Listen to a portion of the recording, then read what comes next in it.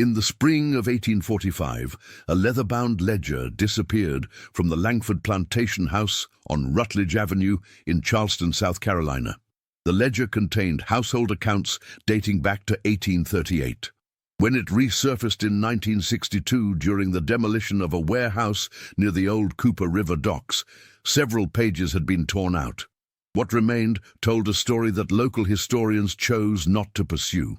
The ledger was microfilmed and stored in the Charleston County archives, where it was eventually misfiled and forgotten.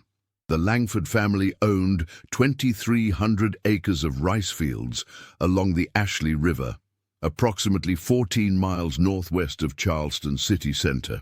The main house, a 3-story structure with Ionic columns, stood at the end of a quarter-mile avenue lined with live oaks. According to the 1840 census, 47 enslaved individuals worked the property. The family consisted of Edmund Langford, his wife Catherine, and their son William, who turned 22 years old in March of 1845. William Langford had returned from the College of Charleston in 1843. Records show he enrolled, but did not complete his studies in law. A notation in the college registry indicates he withdrew in his 3rd year without explanation. After his return to the plantation, neighbors reported seeing him infrequently. The Langford family attended St. Michael's Church on Meeting Street, but William's name appears in the attendance records only sporadically between 1843 and 1845. Among the enslaved population at Langford Plantation was a young woman listed in the ledger as Sarah. No surname appears in the records, which was common practice. Her age is given as 19 in 1845. She had been born on the property.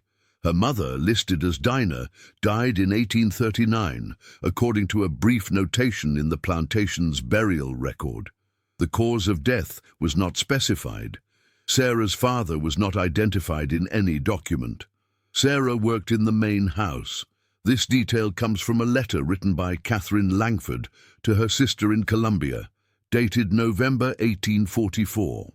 The letter, preserved in a private collection until it was donated to the South Carolina Historical Society in 1958, mentions that Sarah had been trained in household duties and had proven herself capable with needlework and laundering. Catherine wrote that Sarah was quiet and kept her eyes lowered when spoken to, which she considered appropriate behavior. The letter contains another detail. Catherine mentioned that William had been teaching some of the household servants to read simple passages from the Bible. This was not illegal in South Carolina at that time, though it was viewed with suspicion by many plantation owners. Catherine wrote that Edmund disapproved, but had not forbidden the practice outright, believing it might improve the servants' understanding of their Christian duties. In January of 1845, a neighboring planter named George Middleton visited the Langford plantation. Middleton kept a diary, portions of which were published in a small historical journal in 1937. In an entry dated January 14, 1845, Middleton wrote that he found Edmund Langford in unusually poor spirits. Edmund mentioned that William had become difficult and withdrawn. Middleton noted that Edmund seemed reluctant to elaborate, and the conversation moved to other matters. February brought heavy rains to the low country. The rice fields flooded beyond their usual levels. Enslaved workers labored to reinforce the dikes and drainage systems. A notation in the plantation ledger from February 23rd records the purchase of additional lumber and the hiring of 3-day laborers from Charleston to assist with repairs. The weather remained unseasonably wet through the first week of March. On March 9, 1845, William Langford left the plantation. This date appears in multiple sources. A receipt from the Charleston Harbor Master's office shows that William purchased passage on a merchant vessel called the Meridian, bound for Savannah, Georgia. The receipt is dated March 9th. The ship's manifest, preserved in the Georgia Historical Society archives, lists William Langford as a passenger who boarded that morning. The vessel departed at 11 o'clock. What the manifest does not show is that William travelled alone. However, a dock worker's testimony recorded weeks later by a Charleston constable states that a young woman accompanied William that morning. The worker described her as light-skinned, wearing a blue cotton dress and a bonnet that obscured much of her face. He said William kept his hand on her elbow as they walked up the gangplank. The worker assumed she was William's wife, or perhaps a sister. Edmund Langford reported Sarah missing on March 10th. The report, filed with the Charleston City Guard, describes Sarah as a fugitive slave. It offers a reward of $100 for her return. The description is brief. Approximately 5 feet 4 inches in height, slender build, light brown complexion. No distinguishing marks mentioned. The notice appeared in the Charleston Mercury on March 12th. Catherine Langford's letters from this period reveal little about the family's emotional state. A letter to her sister, dated March 15th, mentions only that the household had experienced an upsetting disruption and that Edmund was managing the situation. She asked her sister to pray for William's safe return and added that she trusted he would see reason and come home within a fortnight. He did not return in a fortnight, nor did he return in a month. By April, Edmund had hired a private agent to search for his son. The agent's name was Thomas Beckworth. Beckworth operated out of an office on Broad Street and specialized in locating fugitive slaves and runaway servants. His ledger of cases, discovered in an estate sale in 1949, contains an entry for William Langford, dated April 2nd, 1845. The entry notes that Beckworth was engaged to locate William and, if possible, recover Sarah. Beckworth traveled to Savannah in mid-April. He interviewed the captain of the Meridian, a man named Horace Cutler. Cutler's statement, recorded in Beckworth's notes, confirms that William and Sarah were aboard the vessel. Cutler said he had no reason to suspect anything unusual. William paid for 2 passages and conducted himself as a gentleman. The woman kept to herself and spoke little. They disembarked in Savannah on March 11th. From Savannah, the trail becomes less certain. Beckworth's notes mention inquiries made at several boarding houses in the city. One proprietor remembered a young couple matching the description who stayed for 3 nights. They left no forwarding information. Another source, a clerk at a dry goods store, recalled selling supplies to a man who resembled William. The man purchased traveling provisions, salted meat, hardtack, a length of rope, and 2 wool blankets. Beckworth's investigation extended into early May. He traveled north along the coast, making inquiries in small towns and posting notices in taverns and general stores. In a town called Darien, Georgia, he spoke with a ferryman who thought he might have transported a couple resembling William and Sarah across the Altamaha River in late March. The ferryman was not certain of the date. He said the young man asked about routes heading inland toward the pine forests of central Georgia. At this point, Beckworth returned to Charleston. His final report to Edmund Langford, dated May 20th, 1845, states that the trail had gone cold. He expressed his belief that William and Sarah had continued into the interior, possibly heading toward Alabama or even further west.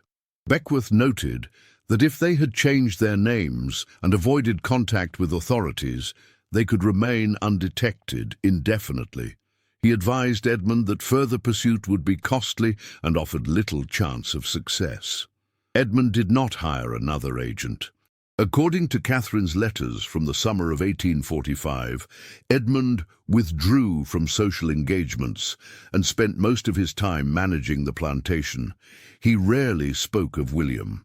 When visitors asked about his son, Edmund provided vague responses, suggesting that William was traveling for business or health reasons.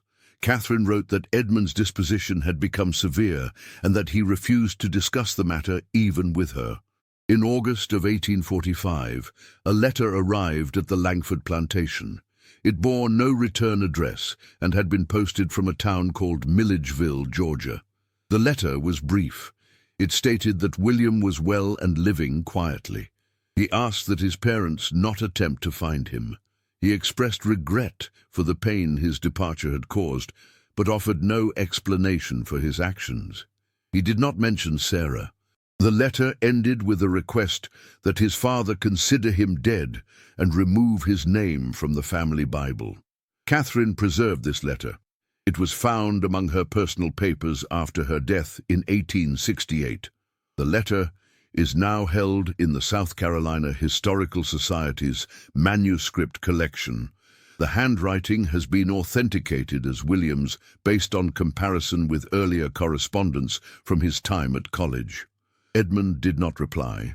He did, however, take William's advice. In the Langford family Bible, William's name was marked through with a single line of ink.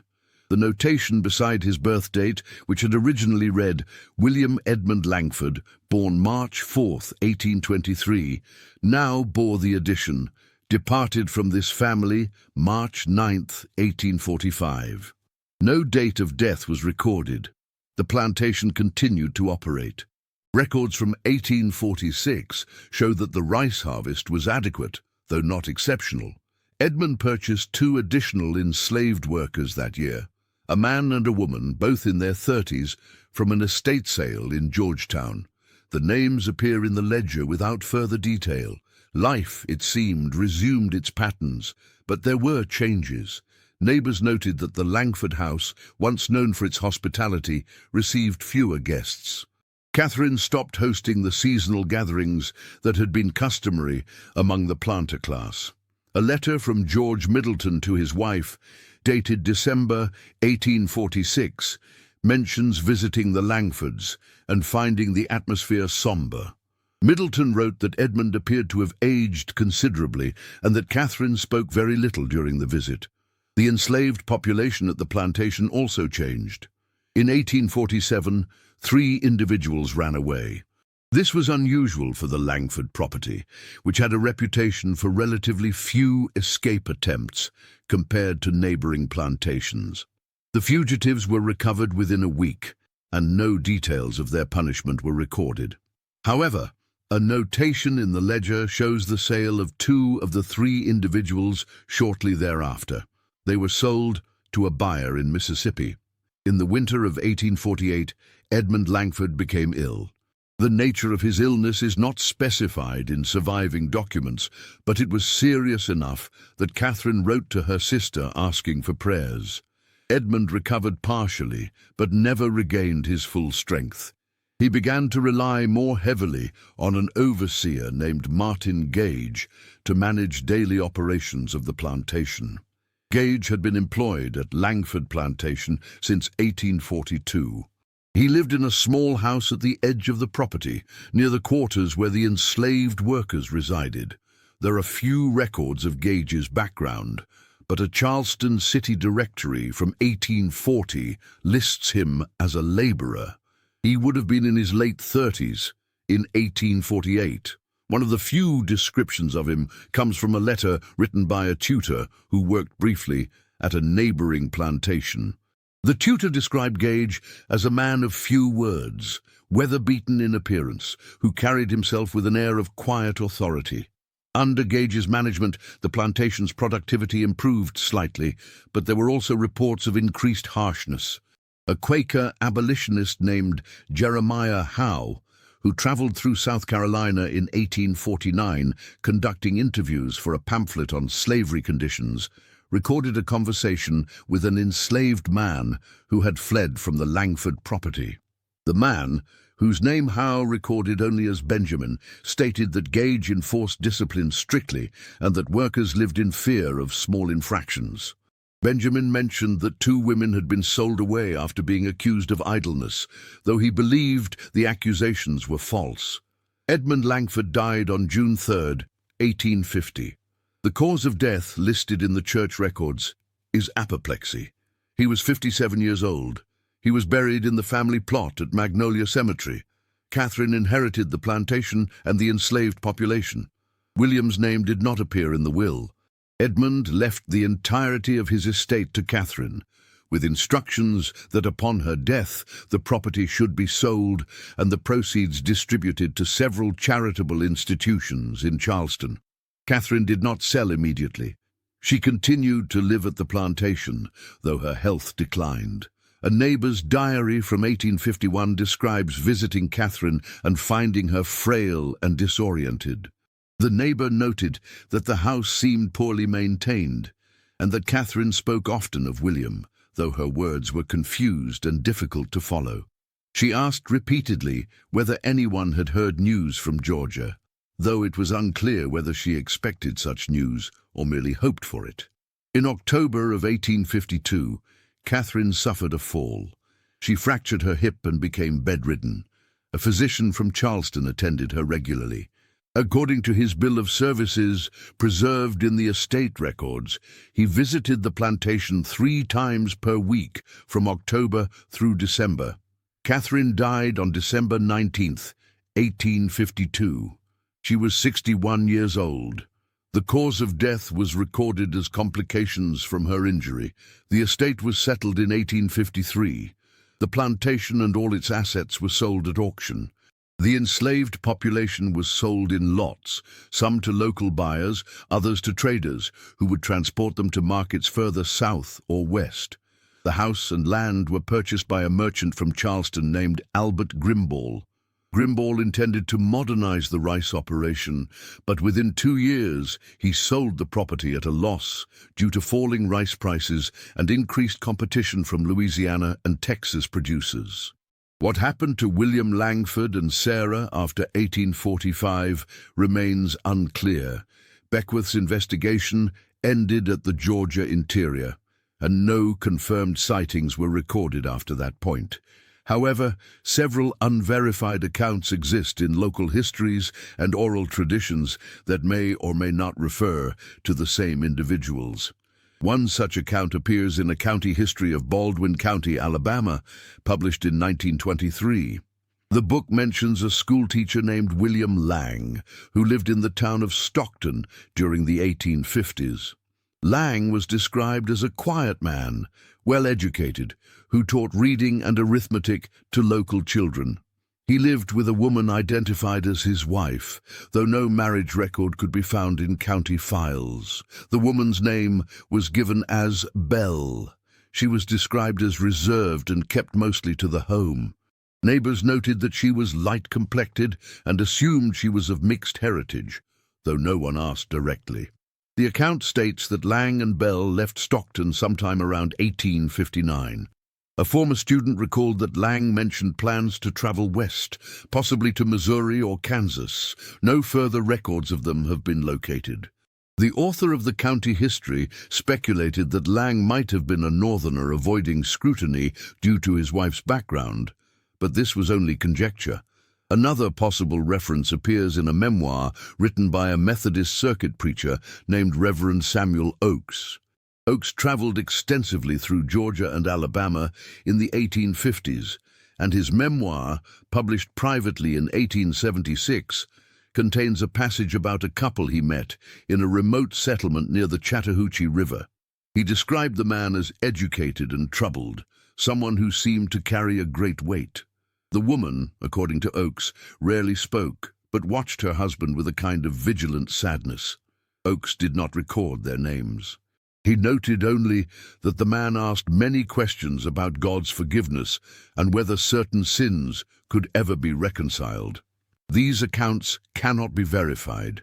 The names differ slightly, and the details are sparse.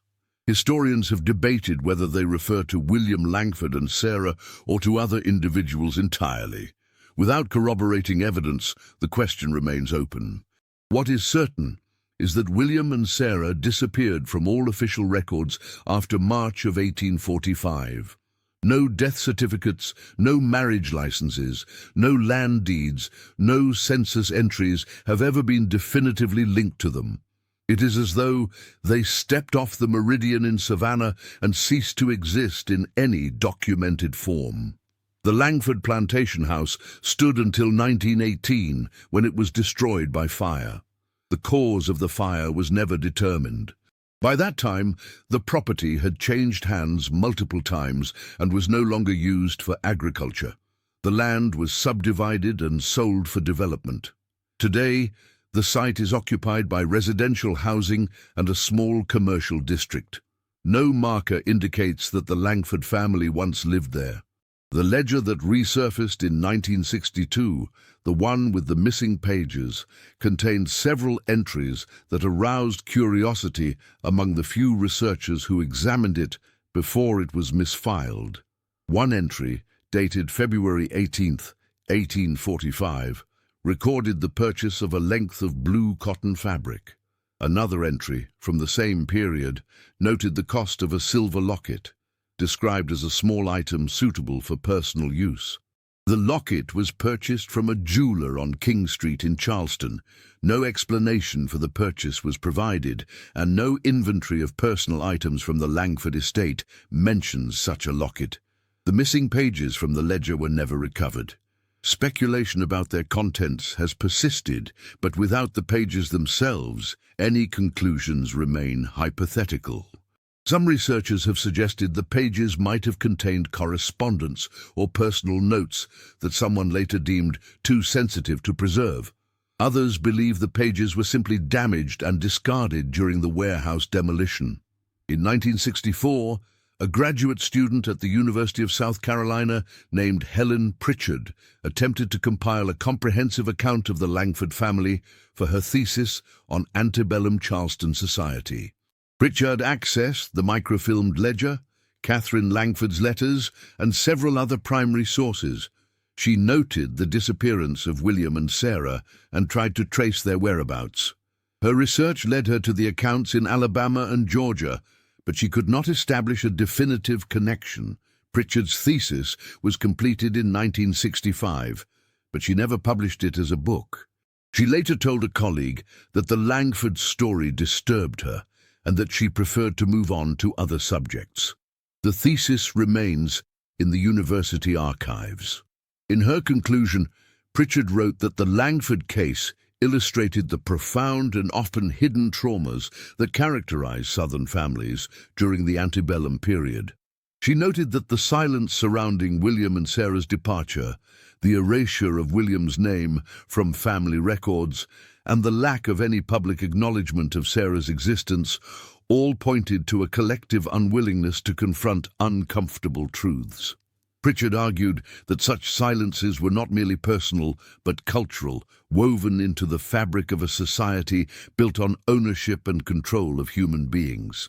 Pritchard also interviewed an elderly woman in Charleston named Constance Reed, who claimed to be a distant relative of the Langford family through a collateral line. Reed, who was in her 80s at the time of the interview in 1964, said that her grandmother had told her stories about the Langfords. According to Reed, her grandmother had heard from a servant who once worked at the plantation that William and the young woman had been involved in a relationship that was known but never spoken of openly. The servant reportedly said that Catherine had been aware of the situation for some time, but had hoped it would resolve itself without intervention. When William and Sarah left, Catherine was devastated not only by the loss of her son, but by the shame the family felt. Reed's account is second-hand and cannot be independently verified. It does, however, align with certain details in Catherine's letters. In a letter to her sister dated April 1845, Catherine wrote, "I fear we have been blind to what was growing beneath our roof.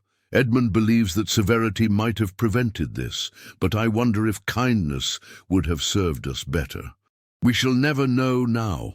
The nature of the relationship between William and Sarah can only be inferred from these fragments. No love letters survive, no diary entries explicitly describe their feelings for one another. The historical record offers only absence and implication. What is clear is that two individuals chose to leave behind everything familiar, to step into uncertainty and danger, for reasons they did not fully explain to those they left behind. The journey they undertook would have been fraught with peril. A white man traveling with a woman who could be identified as formerly enslaved would have attracted attention and suspicion. In the years leading up to the Civil War, laws governing the movement of enslaved and free black individuals were increasingly stringent. Slave patrols operated throughout the South, checking papers and questioning travelers. Any hint of irregularity could lead to arrest, separation, and severe punishment for Sarah. If they reached Alabama or another western state, they would have needed to construct new identities. William, coming from a prominent family, would have had to sever all ties to his former life. He could not use his real name, could not write openly to family or friends, could not return to South Carolina without risking exposure. For Sarah, the danger was even greater. Without free papers, she was always at risk of being apprehended and returned to slavery. The psychological toll of such a life can scarcely be imagined.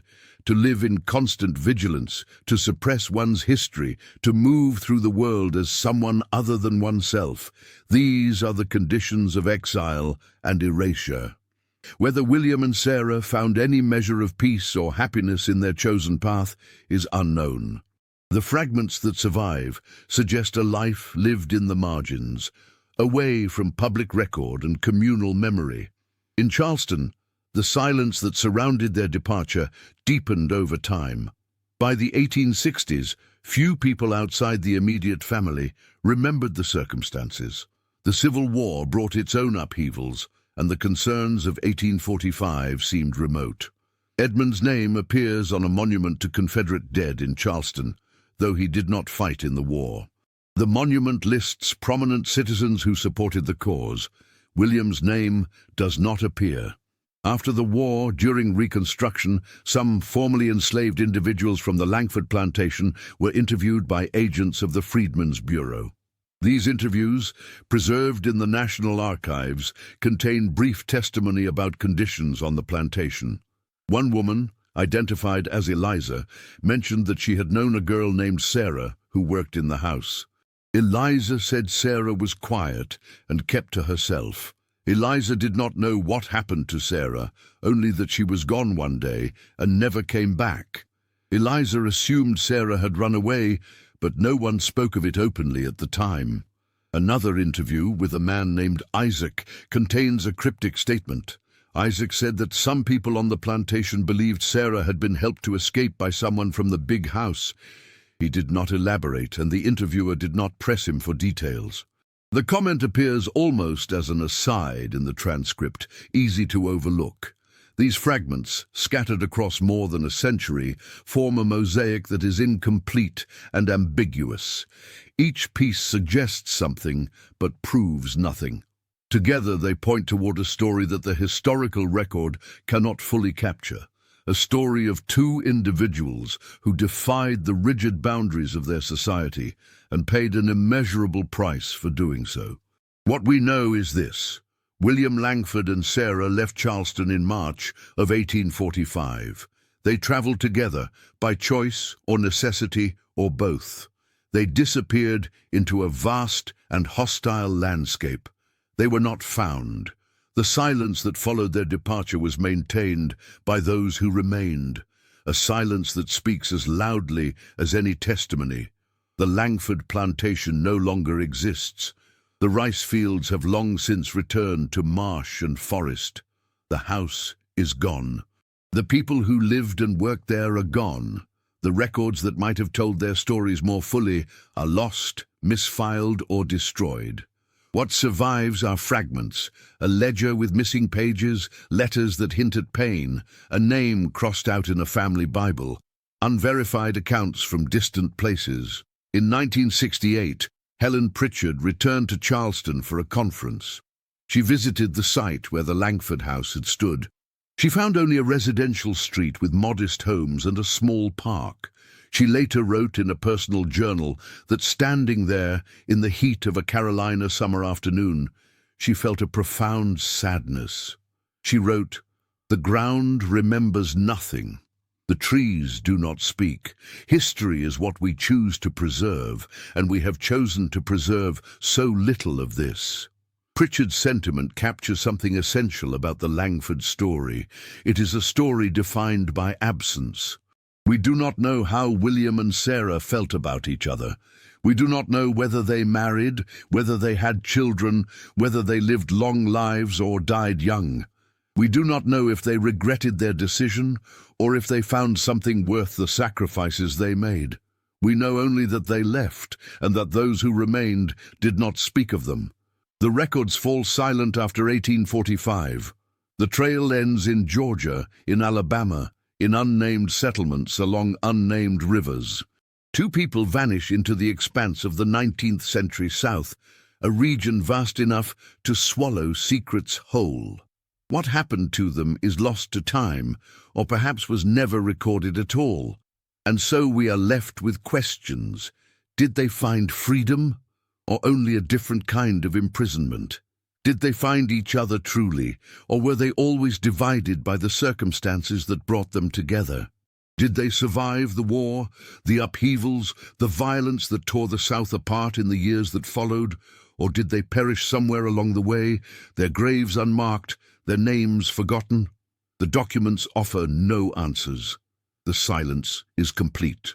And in that silence, the story of William Langford and Sarah endures, not as history, but as a haunting, a reminder of all the lives that slipped through the cracks of the official record, all the choices made in desperation and hope, all the love and fear and longing that left no trace.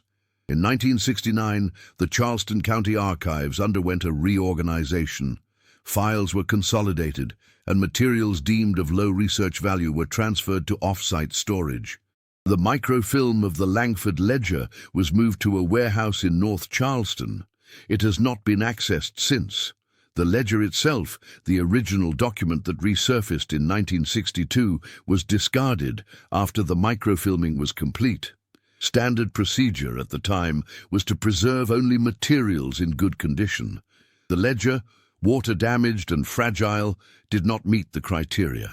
And so, the physical object that once held the household accounts of the Langford family, the object that might have contained answers, is gone. What remains are copies of copies, images on film that capture words on a page but not the paper itself, not the ink, not the hand that wrote it. The past recedes further with each passing year, each loss of an original document, each closing of an archive. There are no descendants of William Langford to tell his story. Edmund and Catherine had no other children. The Langford name died with Edmund. There are no descendants of Sarah to speak of her life. If she had children, they left no record. If she lived to see the end of slavery, she did not return to Charleston. Her name appears nowhere after March of 1845. The absence is absolute. And in that absence, we find the truest expression of their story, a silence so deep and so complete that it becomes its own kind of monument. Not a marker of stone or bronze, but a void in the historical record, a space where two lives should be, but are not. And perhaps that is as it should be. Perhaps some stories are not meant to be fully known.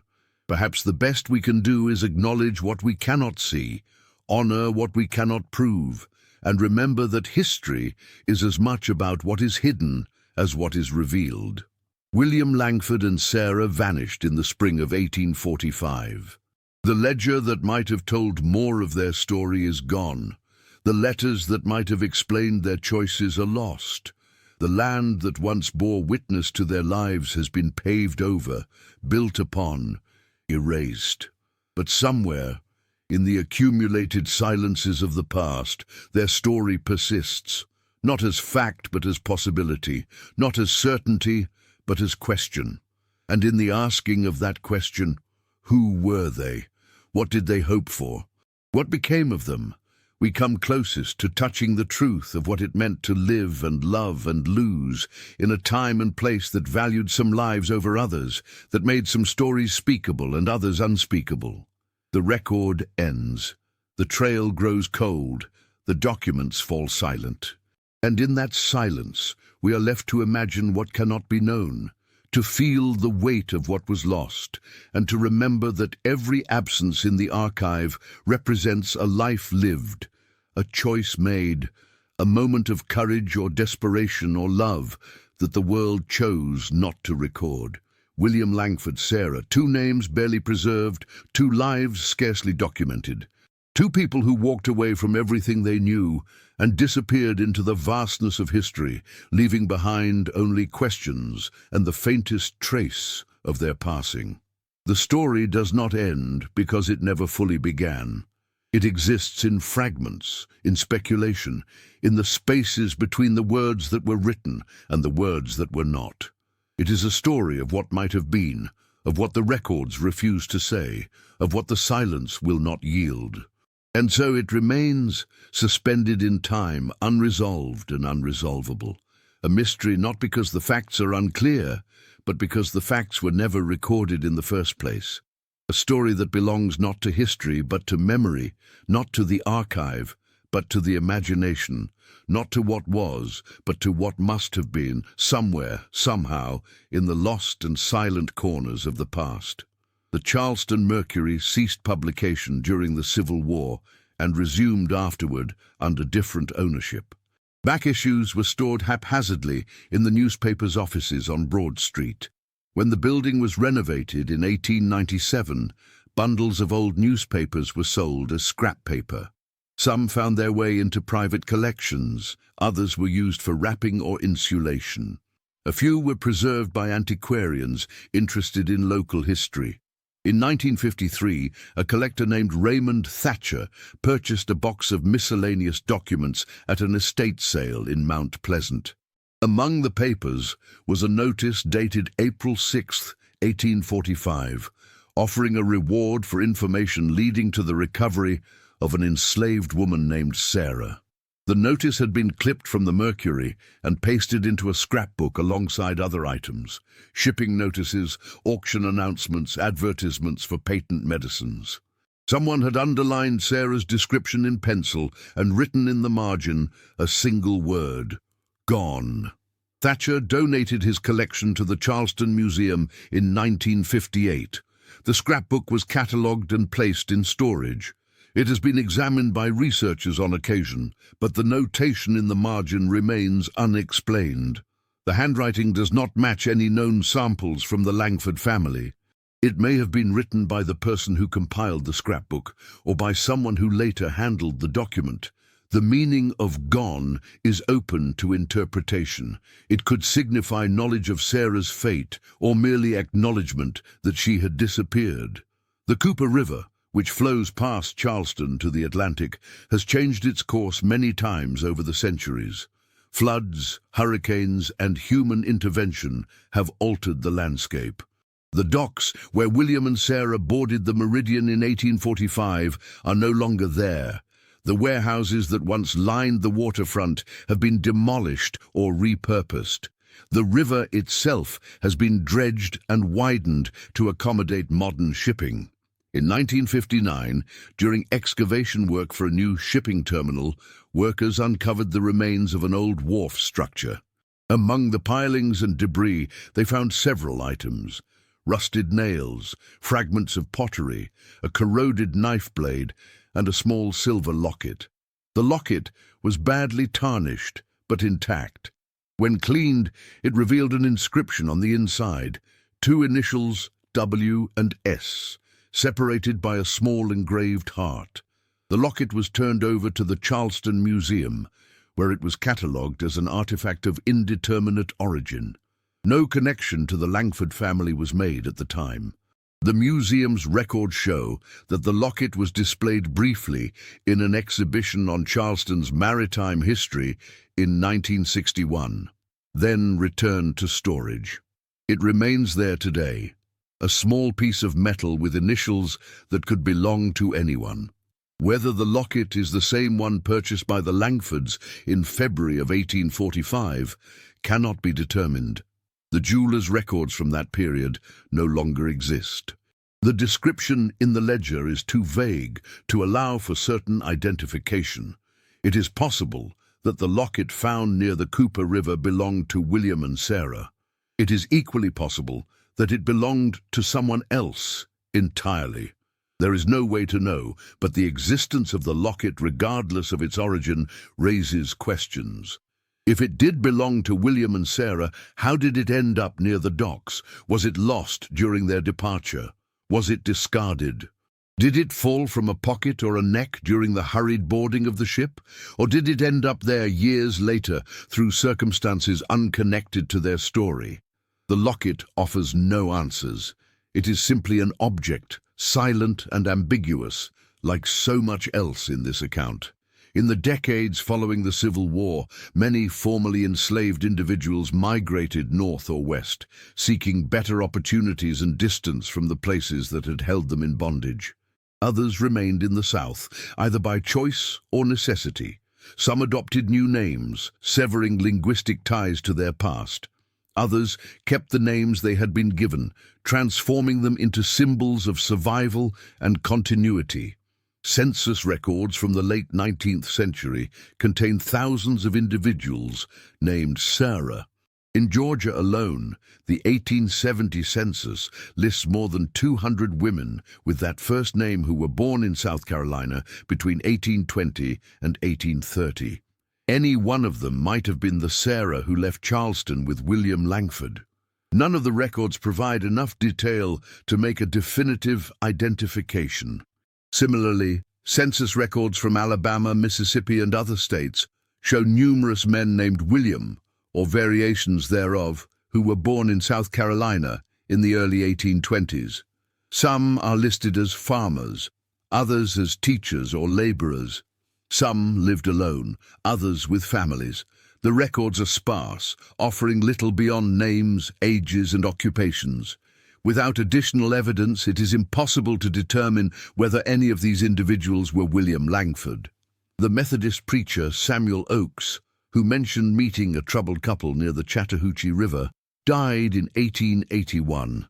His memoir was published in a small edition by a religious press in Tennessee. Only a few copies are known to survive. One is held by the Tennessee State Library, another by a private collector. The passage about the couple occupies less than 2 pages in a memoir of more than 300 pages. Oakes does not dwell on the encounter. He mentions it as one of many meetings during his years of itinerant preaching. Oakes wrote that the man asked him whether God could forgive someone who had broken every law of man in order to follow a law of the heart. Oakes replied that God's mercy was infinite, but that earthly consequences often remained even after divine forgiveness was granted. The man nodded, but did not seem comforted. The woman, according to Oakes, sat very still during this conversation, her hands folded in her lap, her gaze fixed on something in the distance. This passage, like so many others, is suggestive but not conclusive. It might describe William and Sarah. It might describe someone else. The ambiguity is absolute. Helen Pritchard, the graduate student who studied the Langford case in the 1960s, died in 2003. Her papers were donated to the South Caroliniana Library at the University of South Carolina. Among them was a folder labeled Langford, Unfinished. The folder contained notes, photocopies of documents, and a draft of an essay Pritchard had begun but never completed. The essay was titled Silence and Erasure in Antebellum Charleston, the Case of William Langford and Sarah. In the draft, Pritchard argued that the Langford story exemplified the ways in which Southern society dealt with transgressions that threatened its foundational structures. Rather than confront the implications of William's actions, the family and community chose silence. By erasing William from the family record and failing to document Sarah's existence beyond a fugitive notice, they effectively removed the story from public memory. Pritchard wrote, "What cannot be spoken cannot be remembered. What cannot be remembered ceases to exist. In this way, a society protects itself from the truths it cannot bear to acknowledge." Pritchard's essay was never finished. The draft ends mid-sentence. A handwritten note in the margin reads, "But what of the individuals themselves? What of their interior lives, their hopes, their suffering? The archive is silent, and I am left with nothing but speculation. Perhaps that is the point. Perhaps the silence is the story." The folder also contained a photograph. It shows a gravestone in a rural cemetery surrounded by weeds and fallen leaves. The stone is weathered and difficult to read, but part of an inscription is visible: "Beloved husband and father, rest in peace." No name is legible in the photograph. A note on the back of the photo, in Pritchard's handwriting, says, "Found in Baldwin County, Alabama. Possible connection. Cannot verify." There is no indication that Pritchard pursued this lead further. The photograph remains an enigma, one more fragment in a collection of fragments. The act of forgetting is as powerful as the act of remembering. A society that chooses not to record certain stories is a society that shapes its own history according to its needs and fears. The Langford story was not forgotten accidentally. It was forgotten intentionally through a series of choices made by individuals who preferred silence to acknowledgement. But forgetting is never complete. Traces remain, even when most of the evidence is lost. A name crossed out in a Bible, a ledger with missing pages, a locket found in the mud. These fragments resist erasure. They persist in archives and attics, waiting for someone to notice them, to ask questions, to wonder what they mean. And when someone does notice, when someone does ask, the fragments begin to cohere into something resembling a story. Not a complete story, not a satisfying story, but a story nonetheless. A story of two people who tried to live according to their own terms in a world that would not permit it. A story of courage or foolishness or love or desperation, depending on how one chooses to interpret the scant evidence. A story that the historical record tried to erase but could not fully destroy. The land that was once the Langford Plantation is now covered by suburban development. Houses with vinyl siding and small lawns line streets with names like Oak Ridge Drive and Magnolia Court. Children play in yards where enslaved workers once labored in the rice fields. Cars park on asphalt that covers ground where the plantation house once stood. There is no historical marker, there is no plaque. Most of the people who live there do not know what came before. They do not know about Edmund and Catherine, about William and Sarah, about the 47 individuals who were owned by the Langfords and whose names appear only in fragmentary ledgers and bills of sale. History in this place has been paved over as thoroughly as the land itself. But history does not disappear simply because it is not marked. It remains in the soil, in the configuration of the land, in the archives where researchers occasionally stumble upon it. It remains in the questions that cannot be answered, in the silences that persist despite all efforts to explain them away. The story of William Langford and Sarah is one of thousands of such stories from the antebellum South. How many others left no trace at all? How many individuals made similar choices and disappeared so completely that even fragments of their stories did not survive? The archive is full of absences. For every name that appears in a document, dozens more do not appear. For every story that can be partially reconstructed, countless others remain beyond reach. This is the nature of historical inquiry. We work with what survives, knowing that most of the past is lost. We build narratives from fragments, always aware that the fragments are not the whole. We acknowledge the limits of our knowledge even as we try to push beyond them. In the case of William and Sarah, the limits are particularly stark.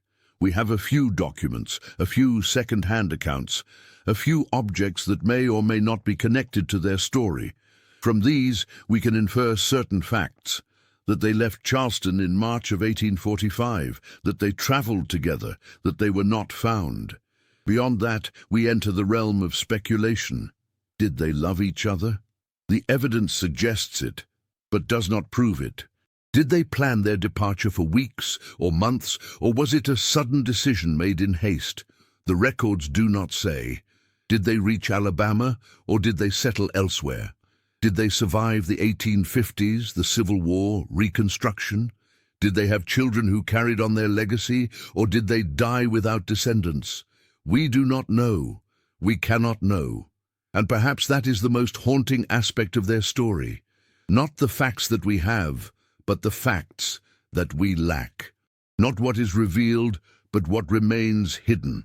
The silence at the center of the narrative is more powerful than any testimony could be, because in that silence we are forced to confront the vast distance between the past as it was lived and the past as it is recorded.